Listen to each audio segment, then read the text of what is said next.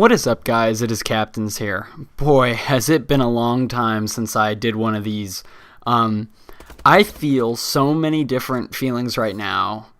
I'm going to try to explain it all. Luckily, this gameplay is 15 minutes long. So, first I'll introduce the gameplay. As you can see, this is Call of Duty Advanced Warfare on the PlayStation 4. And this is a 19-1 SND. My best ever SND game. Granted, there is more rounds in this year's game of Search and Destroy. I'll get to that later. But yeah, 19-1 SND. And I forget how many rounds it was. I think it might have been 9 rounds in total because we had trouble finishing the game as a team. But yeah, easily my best ever gameplay as a Search and Destroy player on this channel. So you guys are probably like, wait, I thought you weren't able to record gameplay on your PS4. Well, I just learned how to record gameplay through the system using their capture card system, and I figured out how to upload it to YouTube privately and then take the MP4 file. So now I can actually upload videos normally, right? And this is kind of annoying because I could have uploaded so many videos earlier if I knew about how to do this. I just wasn't too involved in learning the PlayStation 4 system abilities, so I wasn't able to do that. I didn't know that you could record gameplay. But the good news is I found this out right at the beginning of Advanced Warfare, so now I can record gameplays. It automatically records gameplays, so I can just start uploading gameplays as I get them, no matter what, and I don't have to worry with an HD PVR like I had on the Xbox 360 about recording it and whether or not I get a gameplay and putting it in theater mode. No, because it automatically records. I can just save it when I need to. So that's the nice thing. Whenever I get an Advanced Warfare gameplay, I'll make a commentary, obviously. That will be the new system, which is really easy because I don't have to worry about theater mode or any of that stuff. So it's really, really, really nice how this works out. So that's awesome. If you haven't seen already, I have been streaming a lot of Advanced Warfare on Twitch TV, so you guys should definitely follow me on Twitch. I'll leave it in the comment section below, and we'll have fun. I'm doing the streaming through the PS4, so the only way I can read comments is displaying them on my PS4, which is fine. It's just sometimes the video cuts out a little bit, but there's no issue there. So you guys should definitely come watch my streams. I'm streaming Advanced Warfare. I play different game modes. I've been not too, let's say, intimate with one specific game mode. I've enjoyed playing Domination, Search and Destroy, Hardpoint, and in my experience, that's the fastest way to level up in this game, is to try out different game modes. So I used to, let's say in Modern Warfare 3, I used to only play Search and Destroy. Black Ops 2, I almost always played Domination or something not Search and Destroy. Same with Ghosts, but I feel like if you're going to level up the fastest, you gotta just play Search and Destroy until that gets a little boring, and once that gets a little boring, play some Domination, and once that gets a little boring, go to Hardpoint, and then keep cycling through, because I'm already first prestige after 6 hours of playing the game. 6 hours of playtime and I was first prestige. It was double XP weekend, which definitely helped, but I feel like I was leveling up very, very, very quickly. So that's my tip of the day. So obviously now I'm excited because I get to upload to YouTube again. I have been streaming. I haven't gotten too many viewers because not a lot of people know about it, but if you're watching this video and you wanna play with me, even if you have a PS4, I'll invite you. We could play with viewers. We could have a streaming thing. It's a lot of fun, and it would be very cool if you guys could leave me a follow and maybe tweet at me. Yeah, so that's the deal with that. Advanced Warfare, my first impressions of this game. I really, really, really love this game, and I know that so does everybody. It's the first week of Call of Duty. I mean, who doesn't like the new game? But here are some things that I've noticed about the first game, which is why this game is going to last more than a year. The first thing is, There is true new ingenuity with the motion system, aka the exoskeleton. These double jumps, the dashes from side to side, the dodges that you can do make the game much more interesting and much less stale than Call of Duty Ghosts. Meaning that I think people are going to enjoy playing this game for longer because they're more into the new motion abilities that are in the game. Secondly, I feel like all the guns are really powerful, and the game is kind of almost crazy in a way. It's really fast paced, there's a lot going on because of the crazy motion, and although that might sound bad, the overwhelming gameplay, especially in respawn game modes, the last game where I ever felt like this game was as fast paced was Call of Duty Modern Warfare 2. And many people argue that that was one of the best Call of Duties, or I shouldn't say best, I should say most fun Call of Duties of all time.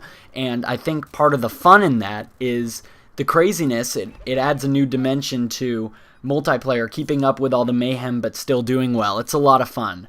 So I feel like for those two main reasons, the ability to move around and the new ingenuity by Sledgehammer here, and the fast pace of the game that is parallel to Modern Warfare 2, those two things are going to be helpful when this game is trying to survive and not be stale in as the months progress in January and February. So that is really cool. So, Search and Destroy. Search and Destroy in Advanced Warfare. There are 6 rounds to win, and each round is a minute and a half. So, this is part of the fast pace of the game. Like, everything has to happen quickly. You only have a minute and a half to plant the bombs. And that's something that I really like. I feel like maybe 6 rounds is a little too long. You see, this gameplay is 15 minutes long because of all the rounds. Yeah, all the Search and Destroy rounds. So they can be long games, but I think it's fun with the shorter rounds. It keeps things moving and more interesting. Also, another thing about Search and Destroy this year is they've gone to the competitive. They've copied the competitive options, I should say, where they switch every round. So you play offense one round, defense the next round.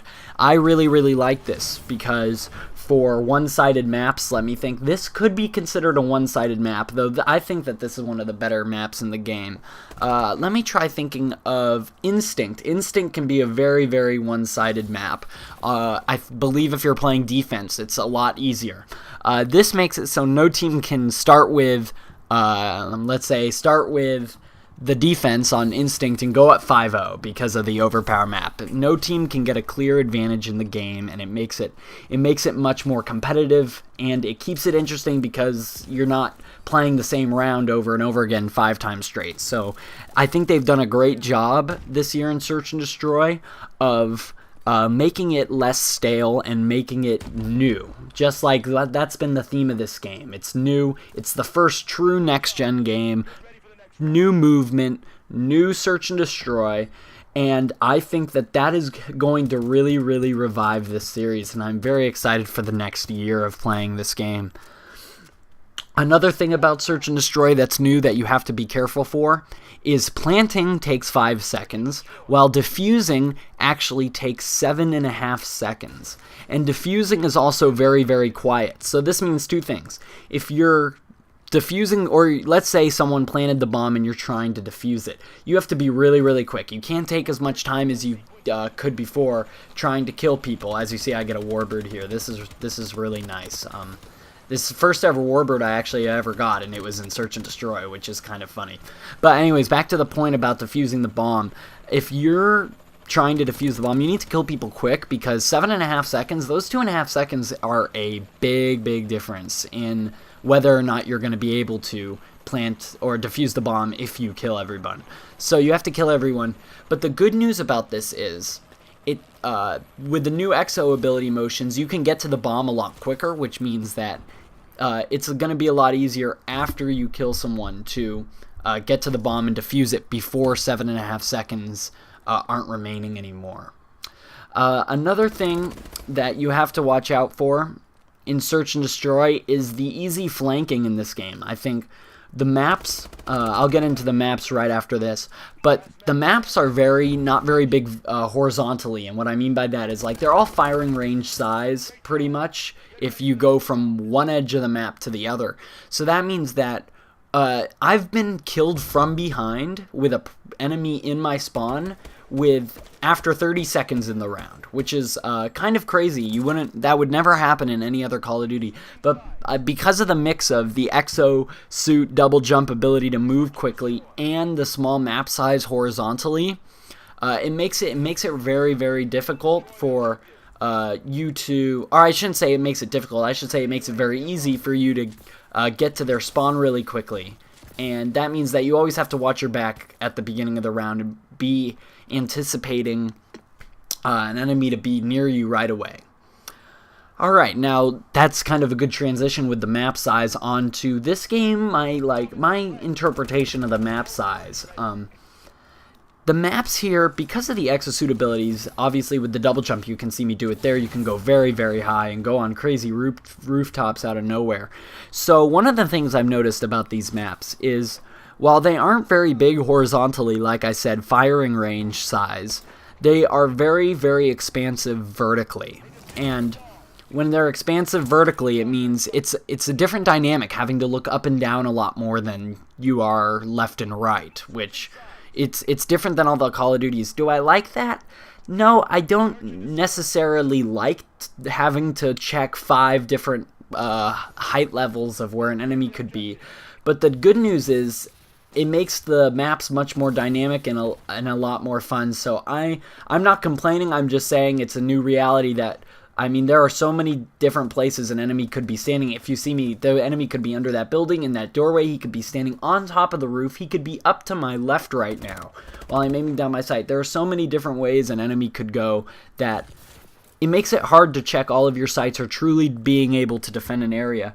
But I'm not complaining. That's just something that you guys have to look out for. Make sure you're really checking, really doing a good job of thoroughly checking all height levels of the maps as well in Advanced Warfare. So, yeah, this is the part of the game in Search and Destroy where I've had the most trouble. When we're up 5-2, I've had trouble closing out games. You're going to see me die right here. I got unlucky that I got double teamed and I had bad accuracy. Yeah, closing out games. So, I don't know why I have trouble closing out games, but you're going to see. I think the game is going to end 6-4 or 6. I think it might end 6-4. So I think we lose 2 more rounds before we finally win this. And my friend tried ninja defusing here. I don't know. I don't really know what he was thinking, but that's, if you're wondering why he did that, that's what happened there. Yeah, I have trouble closing out games like this one. So that's just something, I don't know, there's not too much I can say about that. But finally, the last thing I wanted to talk about was the gun balance in this game. Obviously, everybody is using the BAL-27. That's the gun I'm using. That's the gun everybody in this lobby is using. There is really no better gun. The BAL has the highest fire rate out of all assault rifles. And it's very, very, it's not necessarily powerful, but it's very, very accurate. It's kind of like the ACR in Modern Warfare 2 or the FAMAS in Black Ops 1. So, I mean, some people joke around saying not only is it the best assault rifle, it's also the best SMG because it can kill faster than the KF5, which is another submachine gun. It can kill faster than that at close range. They tested that, so obviously that's the gun I was using here. I'm going to use this gun until they patch it. It was the only gun I used in this first Prestige, but hopefully they patch it. And here's my personal take on patching it. They shouldn't nerf the BAL-27. I actually like the BAL-27's power and its speed in terms of how fast it kills people. But what I think that they should do is, instead of nerfing the BAL-27, I believe that they should buff every other gun in the game to make it match the BAL-27's kill power. Because I think, just like Modern Warfare 2, if the game wants to be similar to Modern Warfare 2, which I think they're doing a really good job of it so far, I think all the guns need to be very, very powerful. As you see, the game ends right here. All the guns need to be very, very powerful. So that's my commentary. I went through a lot. Hopefully I'll get another gameplay soon so I can upload it. Thank you guys for listening to this whole commentary. I hope you guys are enjoying Advanced Warfare so far. Leave a like if you enjoyed it. Leave a favorite if you really loved it. My name is Captains. I am out. See you guys. So, yeah, have a nice day.